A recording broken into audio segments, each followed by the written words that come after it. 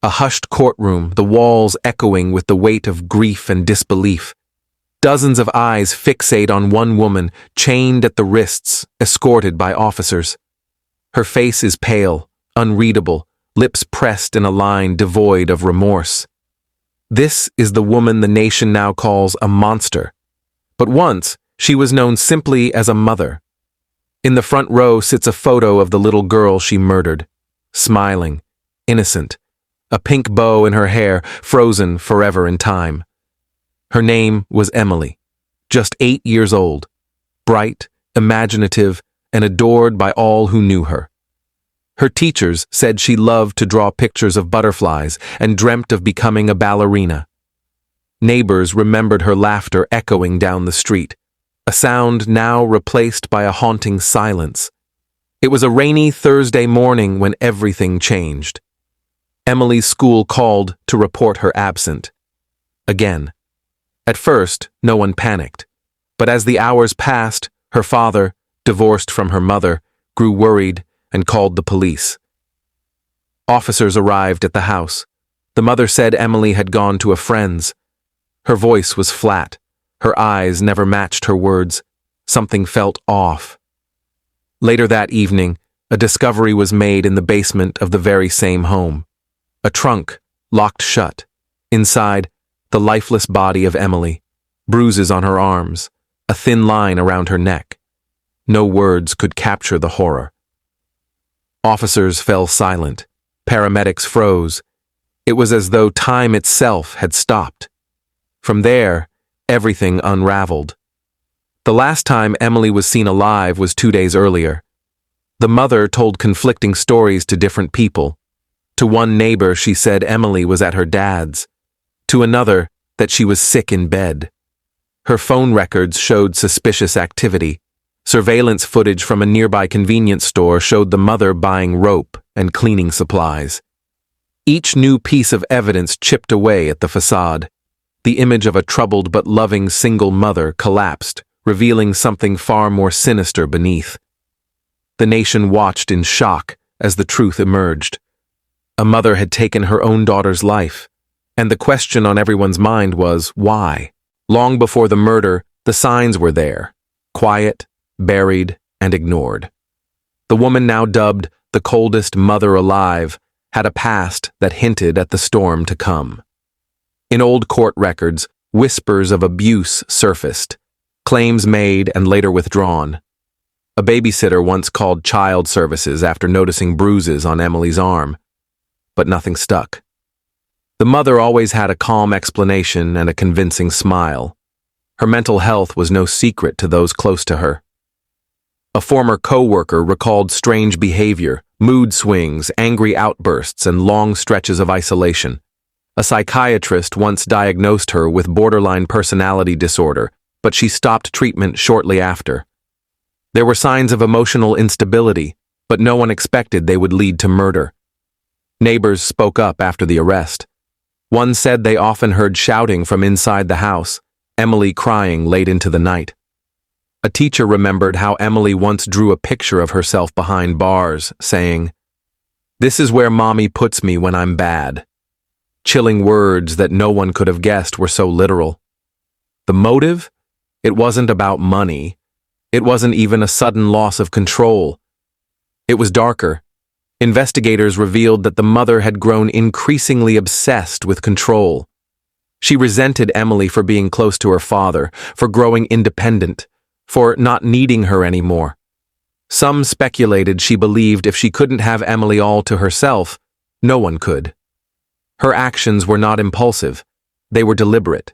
She searched the internet for how to make a child go to sleep forever and painless ways to kill.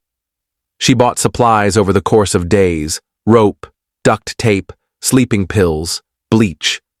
After the murder, she cleaned the scene, dressed Emily's body, placed her gently in the trunk, and then acted like nothing had happened.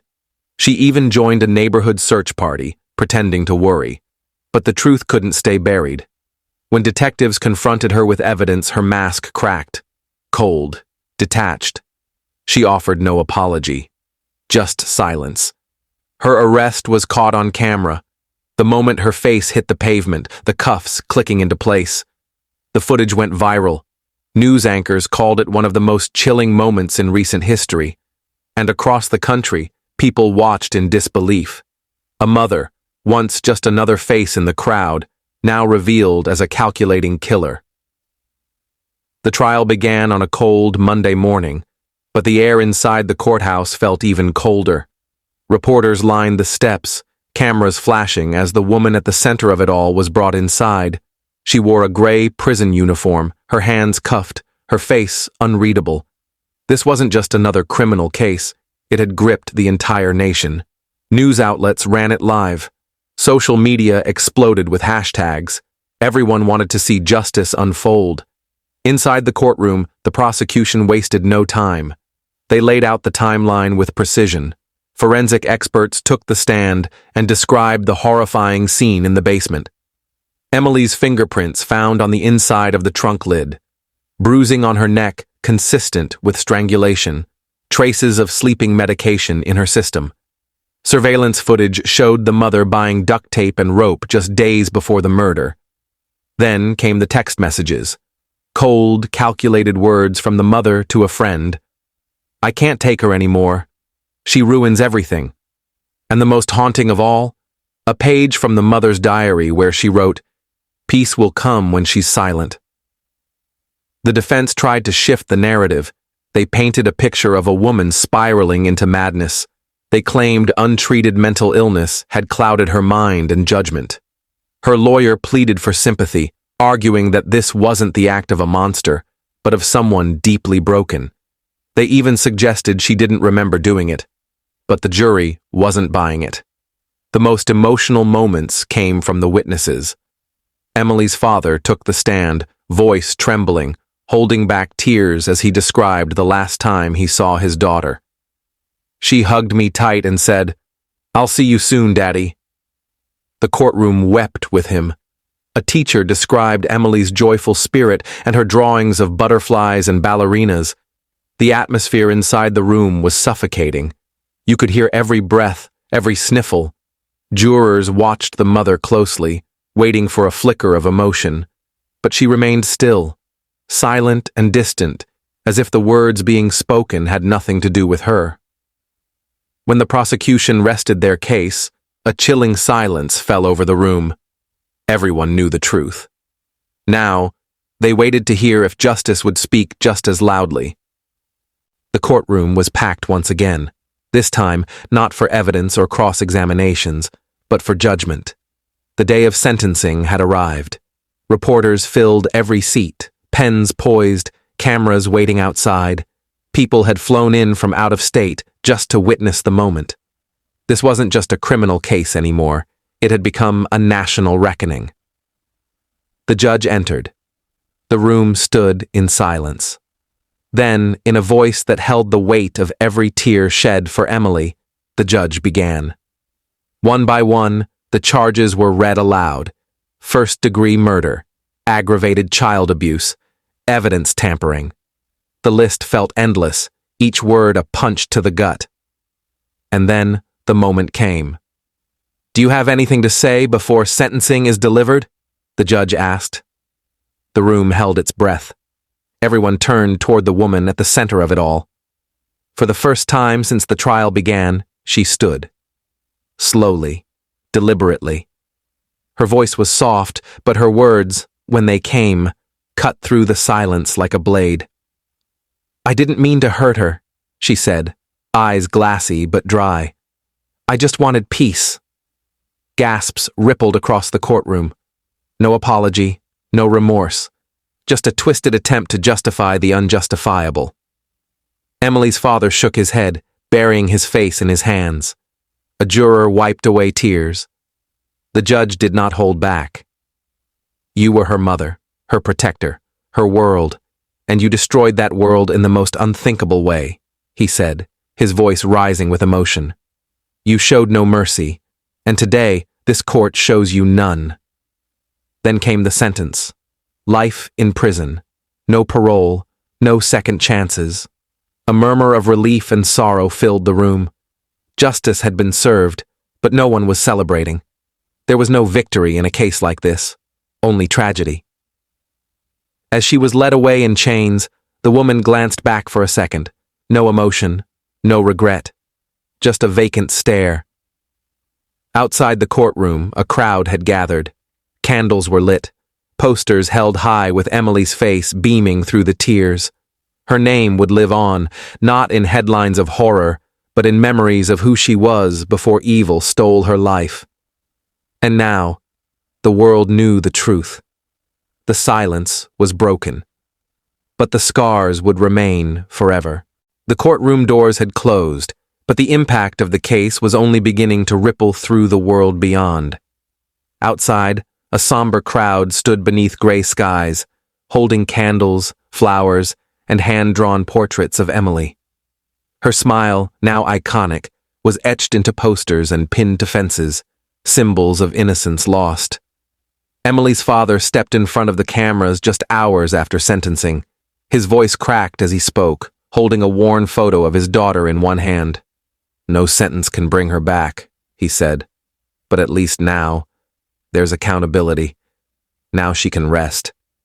Behind him, family members held each other, some too broken to speak. The public reaction was swift and emotional. News channels replayed courtroom footage on loop, especially the mother's cold final words. Social media exploded with outrage. Hashtags like #Justice for Emily, #Never Again, and #Protect Our Children began trending worldwide. People didn't just mourn, they demanded change. Communities organized vigils. Hundreds gathered in parks and church halls, lighting candles and reading poems in Emily's memory. Her former classmates released balloons into the sky, each one carrying a note written for their lost friend. One read, "I miss you at recess. I hope you have swings in heaven." Debates erupted nationwide. People questioned how such signs of abuse had gone unnoticed or unacted upon. Talk shows featured experts on child welfare, calling for stricter protective services and mandatory mental health checkups for at-risk parents. A senator even introduced legislation nicknamed Emily's Law, aiming to improve child abuse reporting protocols and increase school intervention authority. In the weeks that followed, Emily's story became a symbol, not just of loss, but of the urgent need to listen, to see, and to act when something feels wrong.